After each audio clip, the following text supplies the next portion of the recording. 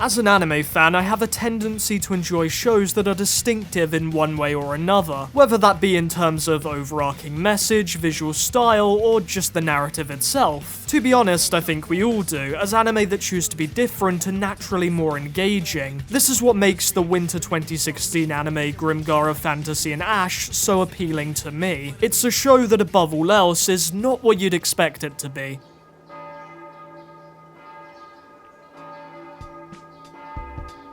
See, while Grimgar is a fantasy anime, it's not a story of a hero figure fighting to save the world, a magical school, or both. Now that might seem oddly specific, but the thing is, what I've just said can loosely define a large amount of the genre. I feel like it's gotten to the point where we pretty much expect heavy action to be a core part of any fantasy show to come out. Now don't get me wrong, there's some very well choreographed fight scenes in the show with epic scale, but for Grimgar that really isn't the primary focus at all.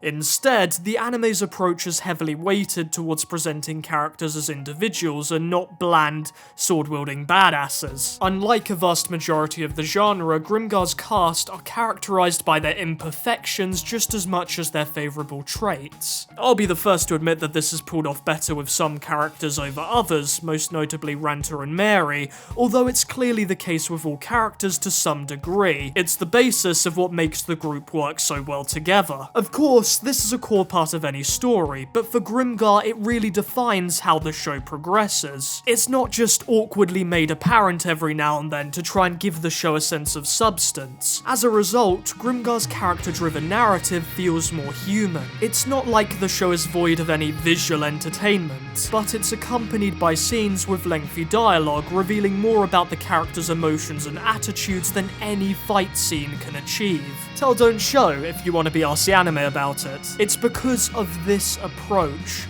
that Grimgar really carries weight. While the slow disclosure of Grimgar's dark and unjust reality is extremely well done, it's the fact that you care for the characters within the world that really makes the approach actually work.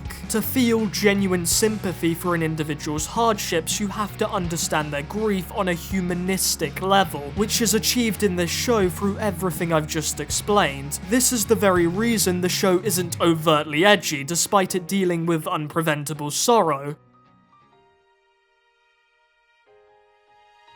It's also why I can look back on episodes like When They Take the Day Off and remember their authentic chemistry and individuality as people, as opposed to it feeling out of place. In fact, I honestly think these occasions demonstrate what the show is really about, underneath what you might think. Something which can be explained really easily with the English title. The fantasy world of Grimgar is incredibly beautiful, with stunning scenery and a great deal of good times to be had, but it's also a world equally characterized by the connotations of ash, hopelessness, and moral injustice. It's a story of survival and finding purpose in a world with these principles. It addresses what to make of a diminishing experience of reality. Again, it's the fantastic character presentation which I believe really gives this any sense of real meaning. Grimgar is not solely focused on a raw tone, there is an equal amount of bliss that also defines the characters. The result is a believable slow burn narrative with a clear message coming at the end of it.